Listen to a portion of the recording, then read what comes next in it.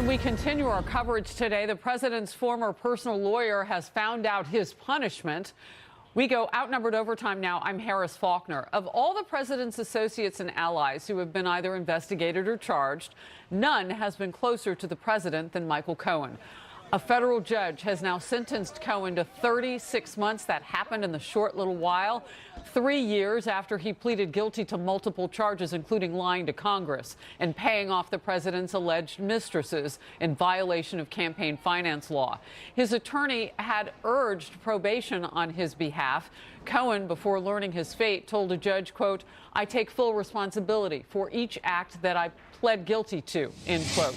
Live Fox team coverage now. Chief White House correspondent John Roberts is on the North Lawn with reaction from the White House standing by. Let's go, though, to Laura Ingle just outside the federal court in Lower Manhattan. Laura? Hi, Harris. Well, it has certainly been a very dramatic day inside this federal courthouse where Michael Cohen, the presidential fixer, one-time presidential fixer turned felon, not only learned his fate of 36 months in prison, but also received a very hefty fine and forfeiture list that he's going to have to get to as he moves through these next few months. In addition to the 3 years that he got today, he was ordered to forfeit $500,000 and pay restitution of nearly $1.4 million. And pay a $50,000 fine, $800 assessment fee. And also, those are all connected to the 8 charges from the Southern District of New York. And as for the one charge of the special counsel's office of lying to Congress, he got 2 months for that in prison to be served concurrently with the Southern District charges, and also 3 years of supervised release.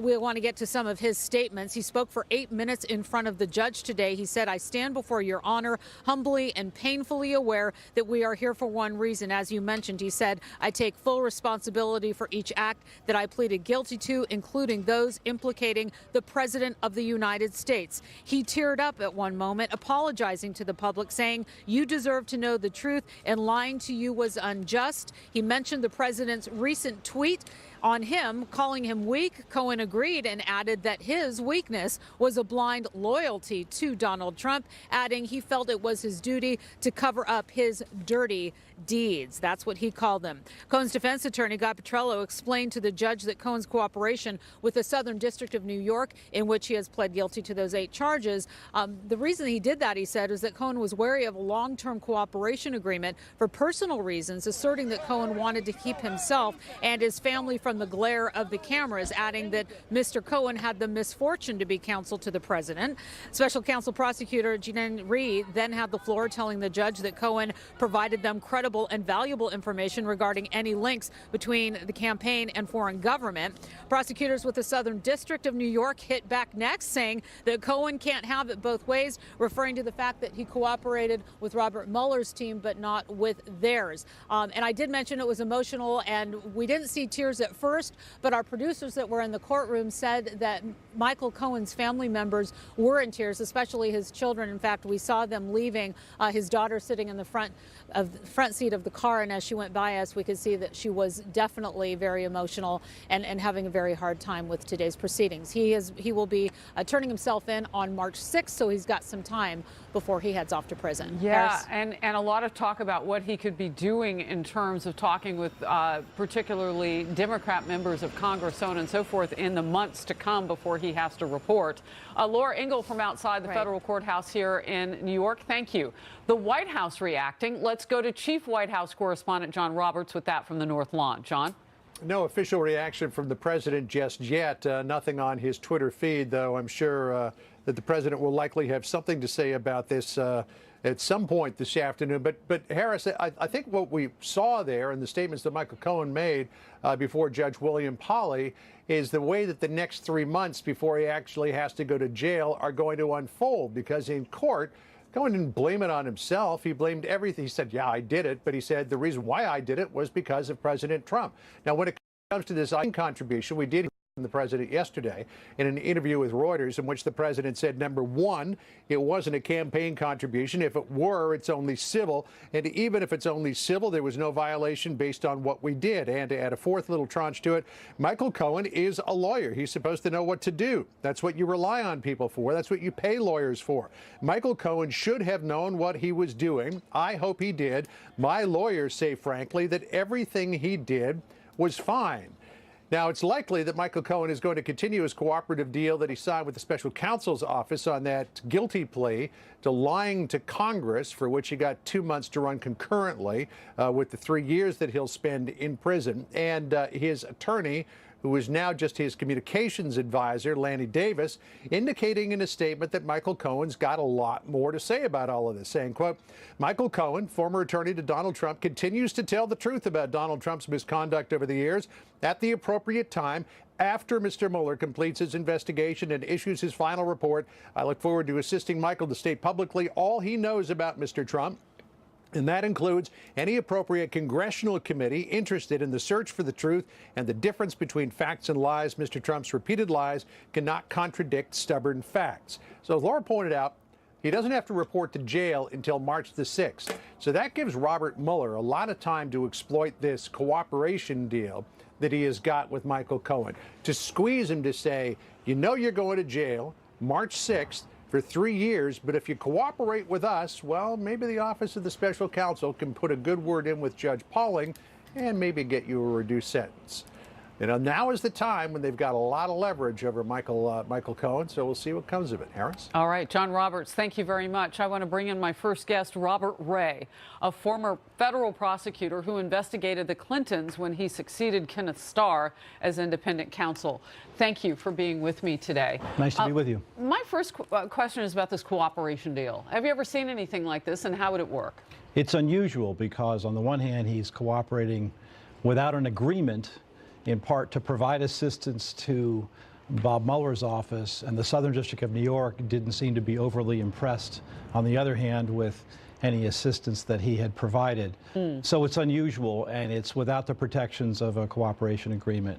I think we probably have to take him at his word that the reason that he did what he did is because he was anxious to get this over and done with and behind him. While I guess in some quarters this may be seen as a lenient sentence, I don't know. My view of this as a former prosecutor and a white-collar defense lawyer, try serving 3 years in prison yourself and then tell me that you think that's a light sentence. This is not a light sentence. Okay, and then you had the money on top of that, $500,000. You've got some fees. And what do you make of the total package, if you will? You've talked about the prison time. Well, I think it's, I think if there had been a representation by the government that he had been enormously helpful, meaning, full throttle cooperation. Yeah, they didn't say that with him. No, they did not, and you would have expected something in the order of magnitude of maybe a year in prison or less. So that, that's why the sentence was the way it was. I think Judge Pauly got the message and understood that there was, 6 of one and half a dozen of the other. Yes, he's been nominally cooperative, but there were also serious crimes here, and there's also some things that he's holding back. I mean, it's clear from what the government was saying is that there were limits to his cooperation. He wasn't prepared to talk about other things. I do think, though, that has implications for what happens between now and March. I don't know what Lanny Davis is up to, but if I know Guy Petrillo very well. One of the things that I think Michael Cohen may well face if he's subpoenaed to testify before the Hill is he may well assert his Fifth Amendment privilege, because there may be other things he can't talk about. Well, I'm trying to wrap my brain around that, because this is also somebody who has a history telling the truth is challenging for him. Well, he pleaded guilty to perjury. I mean, let's just start with that. He's criminally a liar. Right. So, the Republicans have a field day with this if the Democrats decide to call Michael Cohen as a witness sometime between now and March.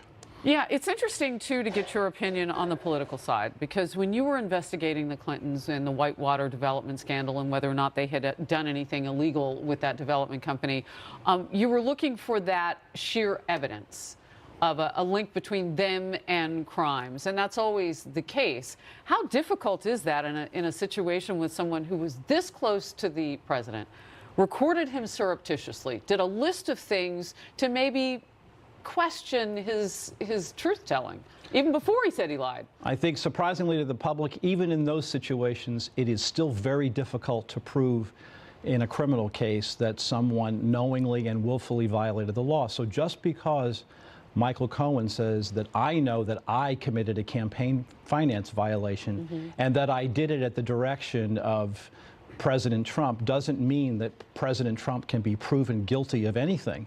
Indeed, the president you have already seen has raised the specter of an advice of counsel defense. Listen, this guy was my lawyer. This is what I hired him to do. Right. I'm not a lawyer. I don't know campaign finance laws. I expect my lawyer to know that. He told me this was lawful and a way in which Is that fair? Well, I think that's totally fair. I mean, and I think, you know, unless you can prove that the president actually knew that it was a campaign finance violation, you're not going to be able to prove that he committed a criminal offense. You know, ask, you know, anybody with regard to campaign finance violations. Well, John Edwards, haven't we been down this among the Democrats? Haven't we been down this road before similarly? And I'll give you a last quick thought on that. No, I mean, I think that's exactly right, how difficult it is to prove.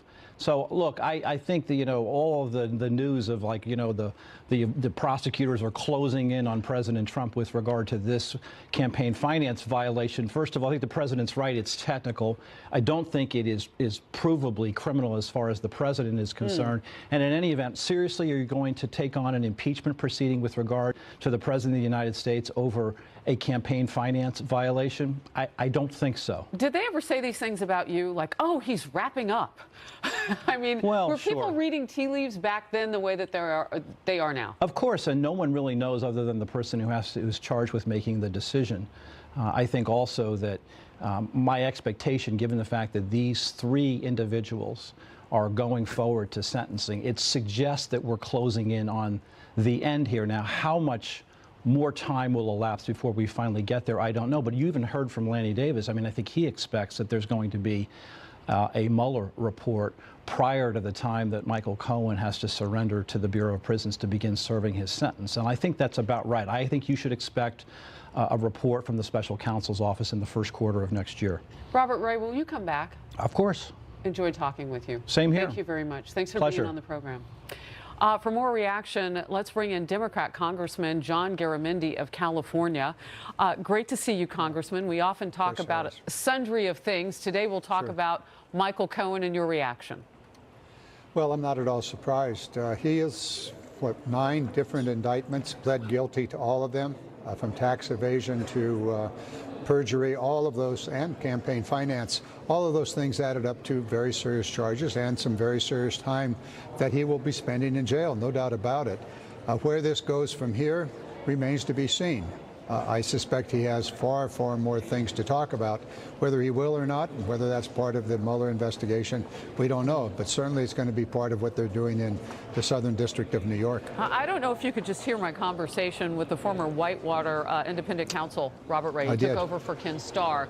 And there, he said, you know, you don't look at an impeachment situation based on what is indicated, we don't know the whole truth, but what is indicated by Michael Cohen and paying off mistresses, so on and so forth. So what will Democrats do? Because it is a risky business to go after a sitting president. Well, certainly we have plenty of history, well, politically, but we've also had a lot of history where it has been done at least twice in the last 50 years. It's certainly not a good thing to have to do. But if the Mueller investigation shows that there are clear violations of the law, and if the emoluments issues, which are now before the courts and proceeding, if those show clear violations, then I think there is no option but for Congress to carry out its constitutional responsibilities, holding the president accountable. Will you allow me? We're about to get some breaking video now of Michael Cohen arriving home to his New York City apartment. So there will be a time gap between today and March 6th when he has to report to federal prison. He'll do 36 months unless he does something according to a cooperation deal, which we don't have all the notes on. But the cooperation deal would mean that perhaps he could get a reduced sentence if he gives further information. And so as we look toward March 6th, this is Michael Cohen and his family returning home after the sentencing in court today. 36 months, about half the time he was exposed to. Former Whitewater independent counsel Robert Ray just told me that's a significant amount of time. Don't poo-poo that, along with $500,000 forfeiture, $1.4 million he was exposed to there and a fine. So when you look at what he is facing now, coming up in just about 3 months or so, again, I get your reaction based on what Democrats might do. You've got a lot to do as you take over the House in January. Exactly. Do you anticipate spending a lot of time with Michael Cohen, a criminal liar? Well, I just don't know the answer to that. Clearly, there will be hearings. That is already, I think, being scheduled, not scheduled, but being planned. The schedule will be laid out. You're quite right there. We have many other things we want to do. We made some commitments in the campaign for health care, for ending the insurance discrimination, for dealing with the cost of drugs. All of those commitments we intend to carry out. The first bill we're going to put out on the floor deals with corruption, deals with the openness of Congress, the way in which we operate, so that people are not placed with the situation they had back in December of 2017, a massive tax bill brought to the floor without one hearing, without anybody. So we want that openness. We want to deal with campaign finance reform. This is H.R. 1. We have a lot of legislation to do. Yes, you do. Also, we do have a we do have a constitutional responsibility to look at potential crimes, misdemeanors that the president may have engaged in. Congressman, it will be interesting to see what Certainly. Michael Cohen, what role he could play in any of that. But you point out health care, so many issues that Americans are hoping that lawmakers on Capitol Hill will actually do their jobs to get moving forward. Put Great to see you, infrastructure sir. on that list. And thank you. So yes, much, Harris. infrastructure too. Thank you. Sure.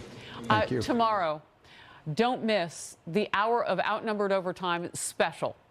President Donald Trump will join me for what is sure to be a wide-ranging interview. 1 p.m. Eastern, I'll be at the White House. Right here on Fox News Channel is where you will see it. Keep watching.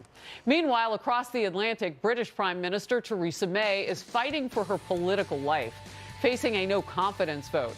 The debate over Brexit? The deal has come to a head. Steve Hilton will join me to break it down. Stay close. A change of leadership in the Conservative Party now will put our country's future at risk and create uncertainty when we can least afford it. A leadership election risks handing control of the Brexit negotiations to opposition MPs in Parliament. The developing story at this hour, a federal judge has sentenced President Trump's former personal attorney, Michael Cohen, to 3 years in prison for tax evasion, bank fraud, and campaign finance violations. We just got reaction from a Democrat, Congressman John Garamendi in California. Now let's hear from Republican Congressman Andy Biggs of Arizona. He serves on the House Judiciary Committee. So you and I have been talking about this leading up. Is this what you expected, 36 months for Michael Cohen?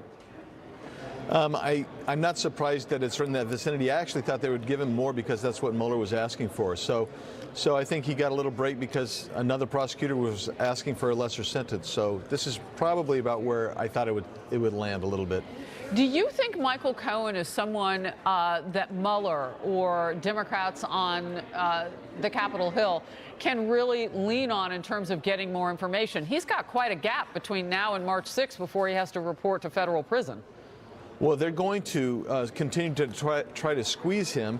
The question is, and this is what I keep wondering, is you've got prosecutors who said he is inherently unreliable in the sense that his veracity can be questioned on anything. So that's what you have going on here, is a guy who's not truthful, apparently, and at the same time, they want to rely on what he says to try to impeach President Trump or indict him or whatever other objective that they have. This is the problem that I have.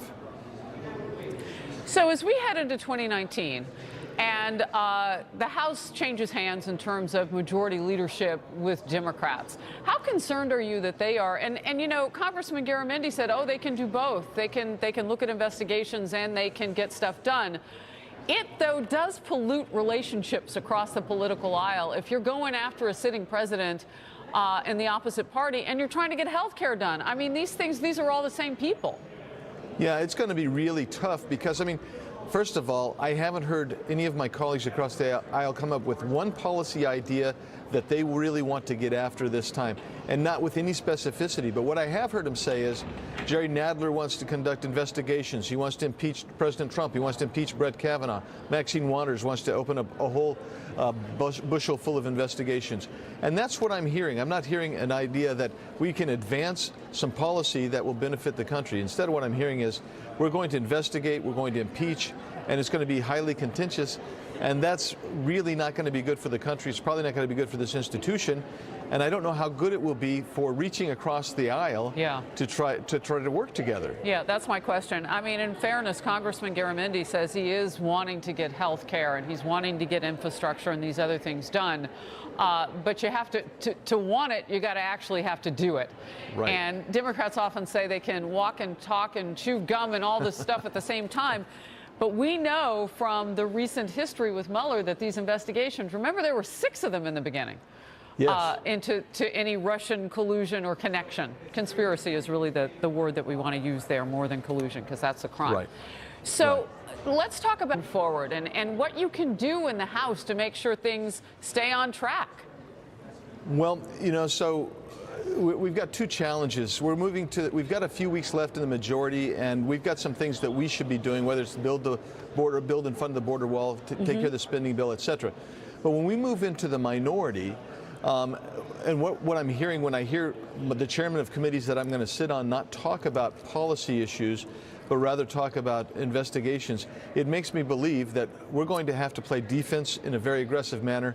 And there might be some places where we can find some mutual accord, but I would say we're going to have to be very aggressive in defending the policies and priorities and principles that we have.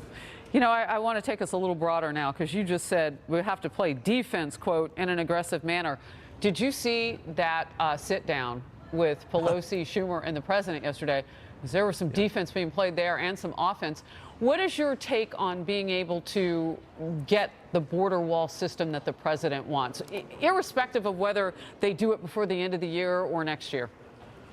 I would say, first of all, we could do it a couple ways, but the House needs to do it. I think we need to do it as a separate standalone bill and not part as a funding bill. Another way we could do it is actually pass out the budget itself and then do it in a reconciliation. I mean, there are some ways we could get this done. It would take a lot of work. It would take some time. We might have to stay here a little bit longer than people want, but I'm willing to do that, and I would urge my colleagues to be willing to do that too, because I think this is important. I don't know if you saw across chamber yesterday, Senate Majority Leader Mitch McConnell said that he might have to work between Christmas and New Year's to actually get some stuff done. I thought, oh boy, the Senate working during the holidays. It's great to see you. Thank you very much. Thanks, Harris. Now that we know the fate of former Trump attorney Michael Cohen, at least for now, because he did do that cooperation deal. So if he gives Bob Mueller or testifies to Democrats on Congress, there might be another way to bend and shorten his time. But for now, 36 months.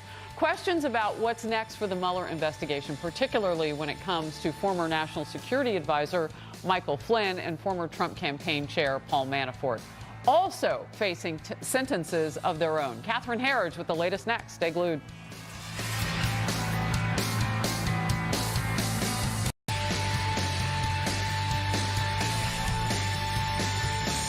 The president's former attorney, Michael Cohen, today sentenced to 3 years in prison amid questions now about what's next for the Mueller investigation.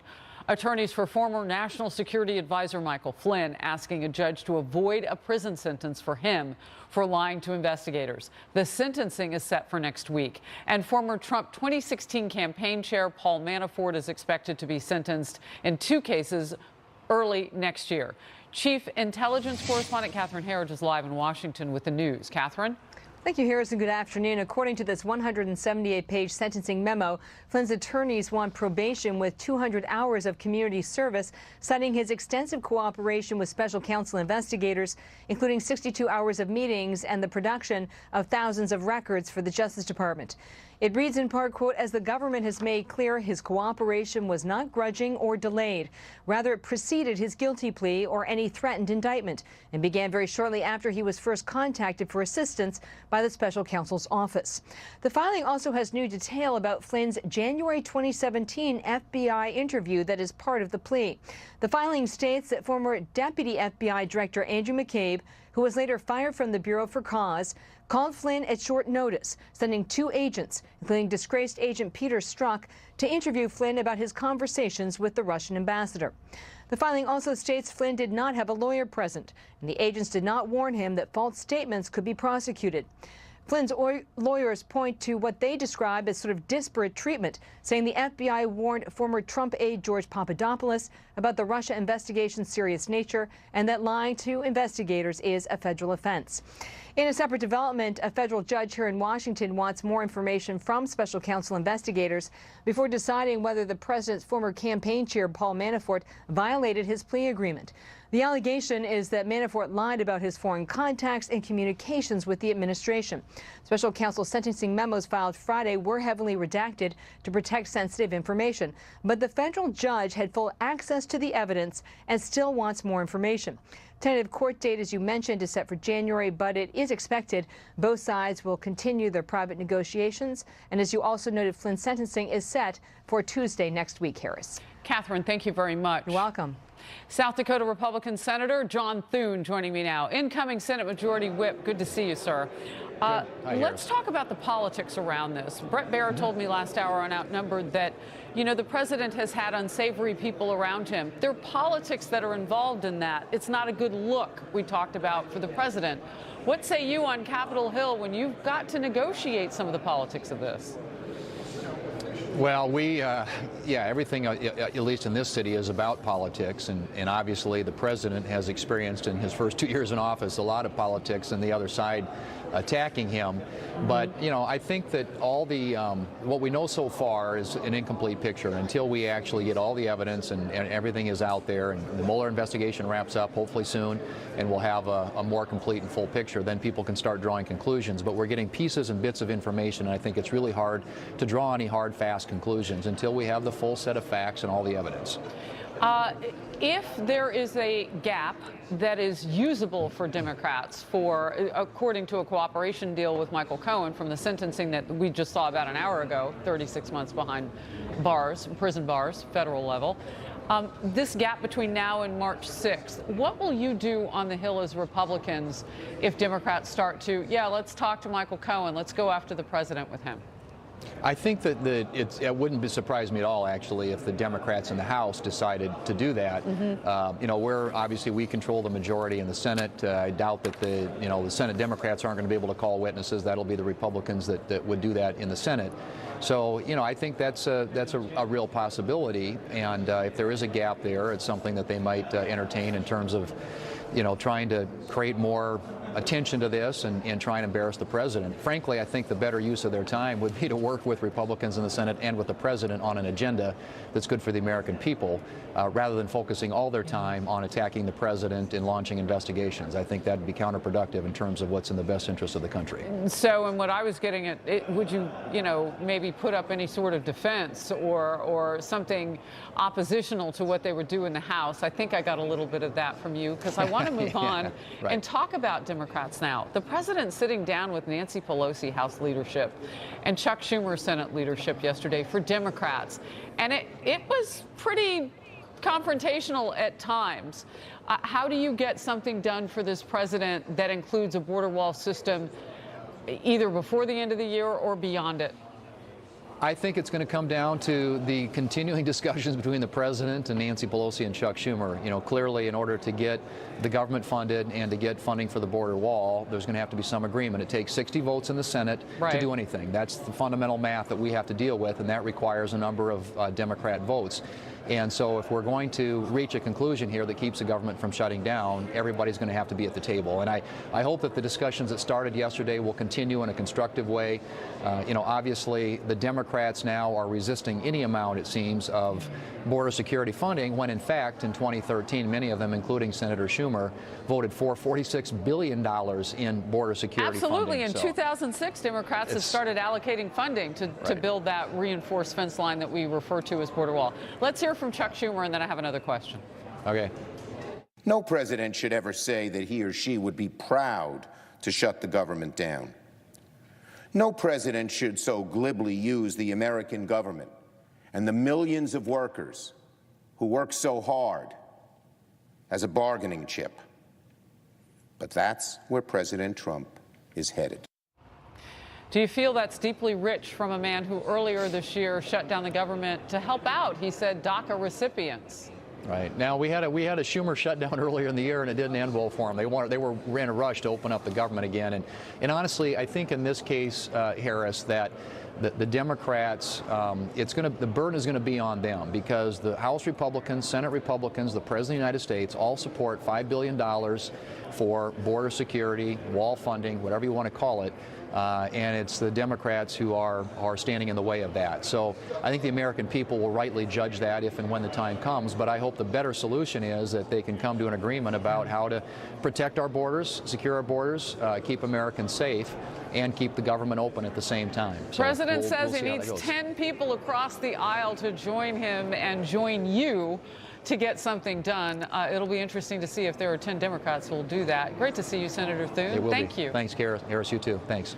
All right, Brexit. Britain exiting the EU. It's hanging in the balance right now as conservative British lawmakers are voting on whether to seek new party leadership and force Prime Minister Theresa May out the door. So what is the worst case scenario? Keen insight from a former UK political insider next. Fox News Alert, we are awaiting the outcome of a no-confidence vote underway right now in the British Parliament. That will determine whether Theresa May will remain as Prime Minister. Rebel lawmakers in May's own party triggered the vote amid criticism that she mishandled the Brexit deal. She will be forced out if she does not receive a simple majority from Conservative Party members in a secret ballot. The British Prime Minister warns ousting her will have consequences. We shouldn't risk handing control of the Brexit negotiations to opposition MPs in Parliament, because that would mean risking delaying Brexit or even stopping Brexit. None of that would be in the national interest, so I think we need to get on and deliver a good Brexit for the country. Steve Hilton, host of The Next Revolution on Sunday nights. Watch. And former director of strategy for Prime Minister David Cameron. You have, my friend, told me on many occasions that this cost him his job, too. That's exactly right. He lost the referendum. In the immediate aftermath of that, he resigned, I think, much too quickly. That's why you've ended up in this terrible mess, because the Conservative Party, back 2 years ago, had to scramble almost overnight to find a leader to replace David Cameron, and they ended up with Theresa May. Remember, she campaigned against Brexit. She voted against Brexit, and yet she ended up having to try and deliver it, even though she didn't believe in it. And that is the root cause of the mess we have today, because she's put together a deal with the European Union for Britain to leave, which doesn't actually deliver Brexit. That's why nobody's happy with it. That's why she's facing this leadership challenge today. But the real problem, Harris, is frankly, it looks like she's going to win this vote, albeit by a very small margin, and then you're left with the bigger problem, which is that there is not a majority of support in the British Parliament for the plan that she's put forward. She can't get it through. So here's what I'm reading. It's a disingenuous plan. And not just because she was against Brexit before, but because she doesn't believe even in what she has negotiated as this plan going forth. So are you really going to sell it, are the questions that are being asked behind the scenes. Are we seeing a little swamp in the UK? Oh, yes. I mean, that's right. You've got the whole of the establishment that was against Brexit in the first place, and then once the referendum went through, have been trying every single day since then to stop it, to water it down, to stop it, to block it, to backtrack. That's what's been happening. The establishment, the civil service, the bureaucracy, the media establishment, the business establishment, they've all been against it from day one and are still trying to stop it now. And Theresa May is part of that. All right, real quickly, do you like this deal? If you do or don't, why not? I hate it. It doesn't deliver Brexit. It overturns Brexit. It is the opposite. It keeps Are people Britain being told that there? Do they know it? The people who voted for Brexit know it, and that's why you've got the challenge to Theresa May, because she's pretending that this delivers Brexit, even though it actually doesn't. What it really does is... Are they being told the truth?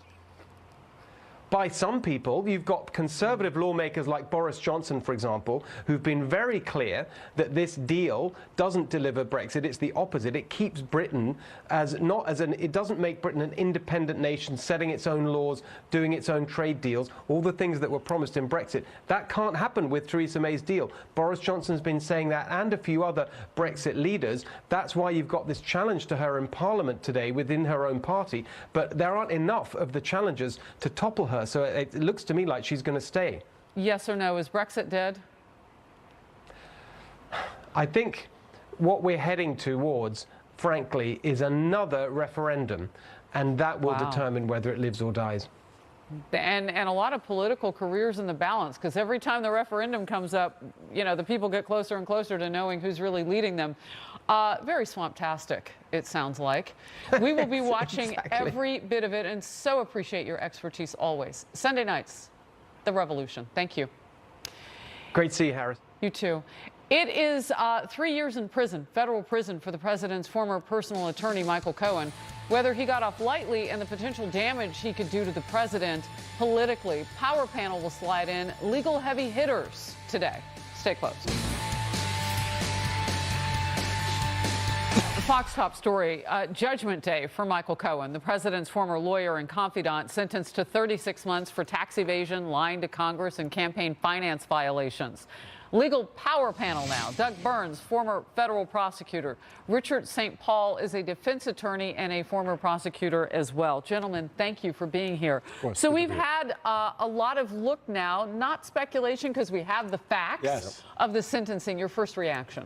To be expected. Doug and I were talking back there, and we were saying this was right down the middle here. I mean, there was no jail time, which was coming from the Mueller Corporation. There was more jail time, which was coming from the Southern District, who he didn't cooperate with as much.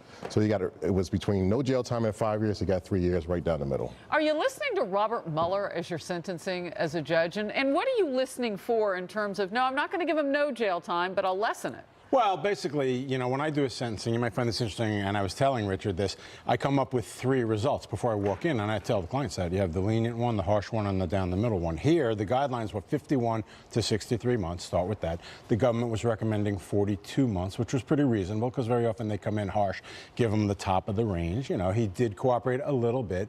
And then the judge, Judge Pauly, who I know, went a little bit below that. So as Richard explained, and I agree with him, this was basically down the middle. The lenient one would have been like 18 months, the harsh one 50 months, and this was down the middle. So you are closer to being on the same page as the former special counsel for Whitewater. Sure. Independent counsel Robert Ray, who we had on the program earlier. He said this is not a walk in the park, 36 months and $500,000 and fees on top of that. So it gives you some room to negotiate if you're going to hear from a guy between now and the time he has to go to prison March 6th. That's absolutely right. I mean, obviously, you spoke about Cohen's testimony before Congress. There might be some other information. The interesting thing enough is Mueller recommended a more lenient sentence because his cooperation was tied to, Cohen's cooperation was tied to the investigation dealing with the campaign finance violations and But Robert Ray says you're not going to impeach anybody on that, that we're still in the political lane. High crimes and misdemeanors, I don't believe you. So if it applies to the president in any way for paying off a mistress, so on and so forth. I don't consider that a high crime and misdemeanor. What Robert Ray was saying, sorry to interrupt you, is that they did a little bit of a sleight of hand, real quick, so let me explain that. In other words, Cohen went in and admitted to something, which is by no means a settled thing. There are defenses. That's exactly right. It was personal. It was to protect. And I'm not defending anybody or condemning anybody. No, but I'm just trying to explain the law. It's not settled law. So he goes in. Here's the sleight of hand. I did that, and by the way, he directed me to do it. Aha, the president's guilty of 2 felonies, and by the way, a little message from me. Nobody's guilty of anything until either A, they plead guilty, or they're convicted by a jury. Okay? So let's not hear that rhetoric. He's guilty of felonies. That's ridiculous. When I point out that he's a criminal liar, and Democrats may put themselves at risk politically early in the year if they trot him out as anything other than that, is that overplaying it? Absolutely not. There is no credibility with Cohen. Obviously, he wanted to seek a specific result and by testifying against the president, but he didn't cooperate with the Southern District because there were other crimes and other clients that he would implicate that he did not, and that's why he did it. He didn't want to implicate anybody else All right, I don't mean to look away from you, gentlemen, No, but Rudy Giuliani, yes, attorney for the president, has just gotten off the phone and gave this reaction. Sure. The sentencing hearing revealed why President Trump thinks this is a witch hunt. Cohen said very dramatically in the hearing that he was blindly loyal to the president. Yeah. We know that because we had reporters there. We did have If blind loyalty is surreptitiously recording your client, not telling him about it, then revealing the contents of that recording, it stands as a stark contradiction to what Cohen has said about being loyal to Trump. I see you nodding, and what do you say? What I say is that the environment is so toxic, right? Oh, wow. And I watch you cover this all the time, Harris, that Michael Cohen, I mean, this is like flat out comical, and I can't wait to get your reaction. He's horrible, he's terrible, he's a liar. The minute he says something that helps their narrative against Trump, he will be the bastion, the citadel of truthfulness. Absolutely. And it's really comical. As long as it fits the narrative. Richard and Doug, I got to run, but thank you so very much. My pleasure. Thank you. Thank you. Good to see you. All right. I'll be right back.